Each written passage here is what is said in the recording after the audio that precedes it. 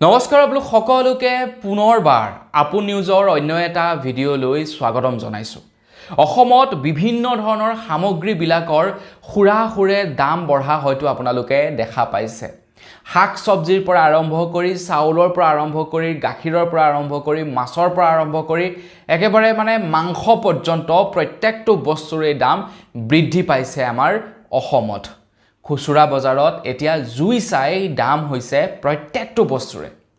কিন্তু সেই সময়তে এটা বিৰাটেই ভাল খবৰ ওলাই পৰিছে। অসমৰ মুখ্যমন্ত্ৰী হিমন্ত বিশ্ব শৰ্মাদেৱে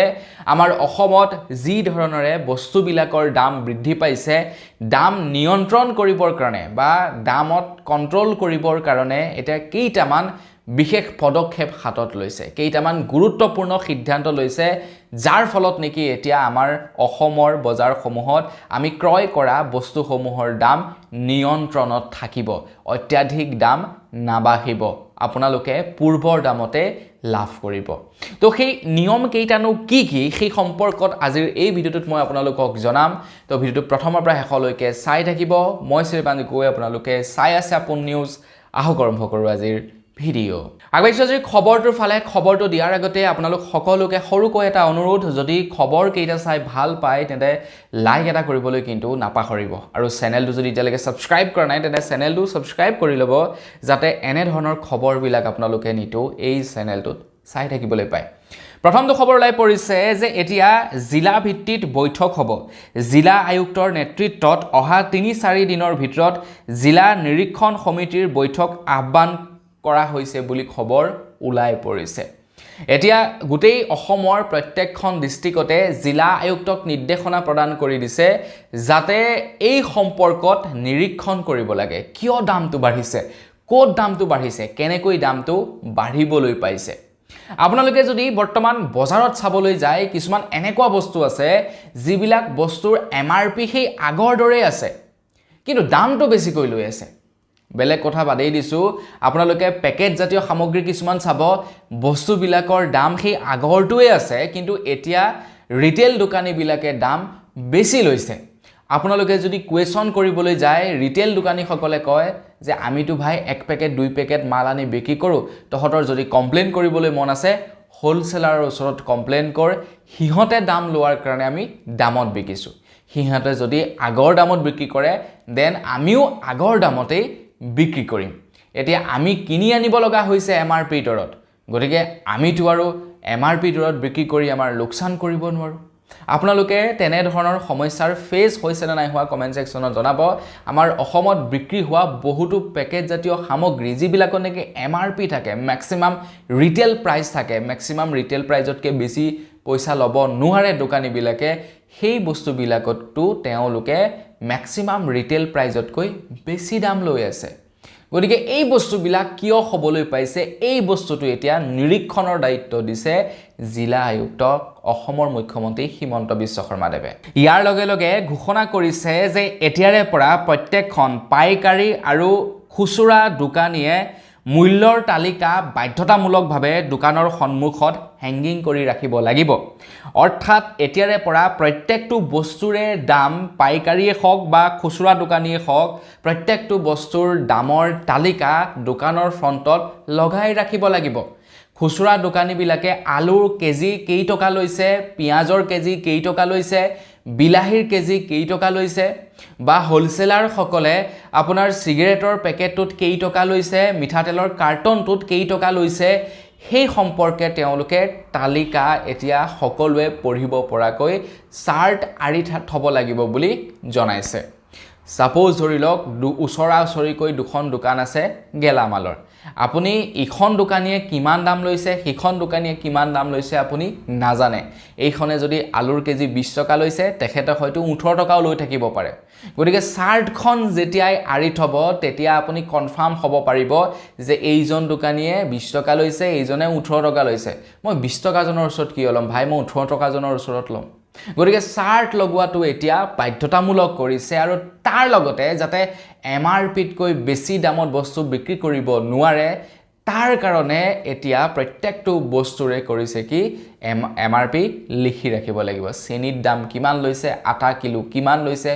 ডিমত কিমান লৈছে, MRPৰ চাৰ্ট এতিয়াৰে পৰা লগাই ৰাখিব লাগিব বুলি জনাইছে হোলচেলাৰে হওক বা ৰিটেইলাৰে হওক ইয়াৰ পাছতেই কৈছে যে কঠোৰ ব্যৱস্থা হাতত লোৱা হ'ব যদি কোনোবাই আইন অমান্য কৰে অস্বাভাৱিক হাৰত যদি মূল্য বৃদ্ধি কৰে তেনেহলে ট্ৰেড লাইসেন্স বাতিল কৰিব বুলি জনাইছে এজন হোলচেলাৰে যেনিবা জুখতকৈ বেছি দাম লৈ আছে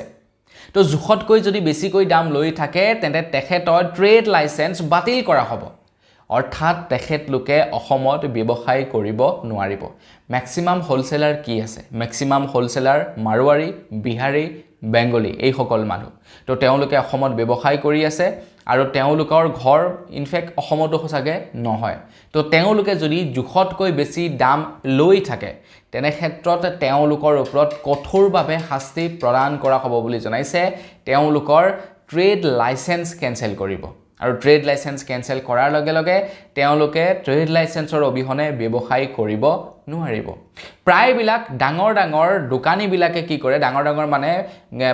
যিসকল হোলসেলাৰ আছে তেওঁলোকে কি কৰে কিছুদিন বজাৰত বস্তুবিলাক শৰ্টেজ কৰাই দিয়ে সাপোজ ধৰি লওক আপোনাৰ মিঠাতেলৰ দামটো বৃদ্ধি কৰাব তো তেওঁলোকৰ ওচৰতে যেহেতু গোটেই ষ্টকখিনি থাকে গোটেই অঞ্চলটোৰ তো দোকানীবিলাকে তেখেতৰ পৰা নিয়াৰ বাহিৰে বেলেগৰ একো অপচন নাথাকে তেখেতলোকে কি কৰে যে মাৰ্কেটত ভাই তেল নাই নহয় ষ্টক খতম হৈ আছে কেতিয়া আহিব ঠিক নাই তেল খতম তো বাকি দোকানীবিলাকৰ ওচৰত তেল নাইকিয়া হ'ব মানুহে তেল কিনিব নোৱাৰা হ'ব ফলত হাহাকাৰ লাগিব বজাৰত তেল বিচাৰি নোপোৱা হ'ব তেনেকুৱা সময়তে তেখেতলোকে কি কৰিব মনে মনে 1 কাৰ্টন 2 কাৰ্টন তেল বেছি দামত বিক্ৰী কৰি থাকিব আগতে যদি 150 টকাত বিকিছিলে এতিয়া 160 টকাত বিকিব কিন্তু তেওঁলোকৰ ওচৰত ষ্টক অলৰেডি আছে তেওঁলোকে অলপকে উলিয়াই ষ্টকটো নাইকিয়া কৰিব বেছি দামত বিক্ৰী কৰি এইটো একদম মানে এটা স্বতঃস্ফূৰ্ত তেওঁলোকে কৰা এনেকুৱা ধৰণৰ এটোটা মানে জালিয়াতি এটোটা একদম বৃহৎ জালিয়াতি এই হোলসেলাৰ বিলাকৰ তো এই বস্তুবিলাক তেওঁলোকে কৰিব নোৱাৰিব ইয়াৰ পাছতে আকৌ কৈছে জিলা আয়ুক্ত চেম্বাৰছ অফ কমাৰ্চ আৰু বাণিজ্যিক সংস্থাসমূহৰ মাজত প্ৰত্যেক সপ্তাহত এতিয়াৰে পৰা বৈঠক আয়োজিত কৰা হ'ব বুলি জনাইছে সাপ্তাহিকভাৱে এতিয়া বৈঠক আয়োজিত কৰা হ'ব ইয়াৰ ফলত এইটো হ'ব যে কোট কিমান কেনেকুৱা ৰেটস লৈ আছে এই বিলাকৰ বিষয়ে আলোচনা কৰিব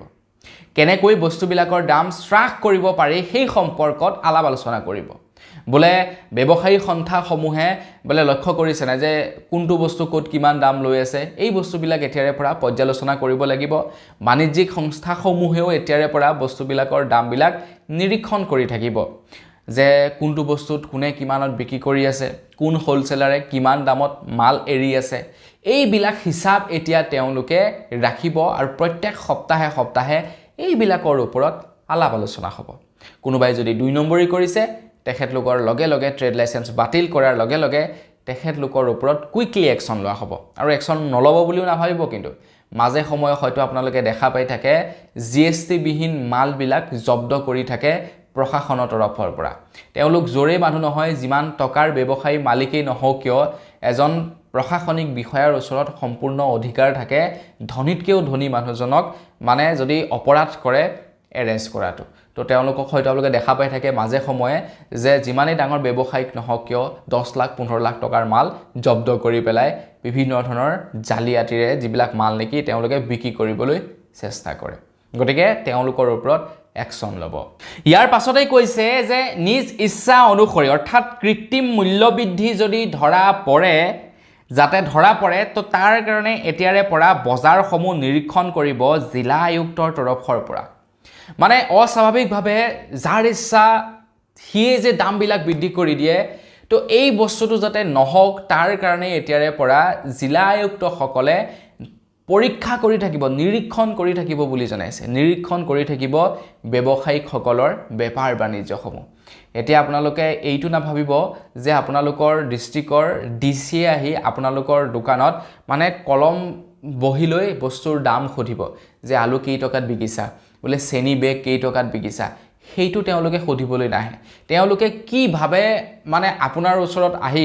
সাৰ্ভে কৰি যাব আপুনি গমেই নাপাব যেতিয়া আপোনাৰ ওচৰলৈ নটিছ আহিব বা তেওঁলোকে কেতিয়াবা সাডেন ভিজিটো দি দিয়ে আমি দেখা পাওঁ সাডেন ভিজিট তেওঁলোকে দি দিয়ে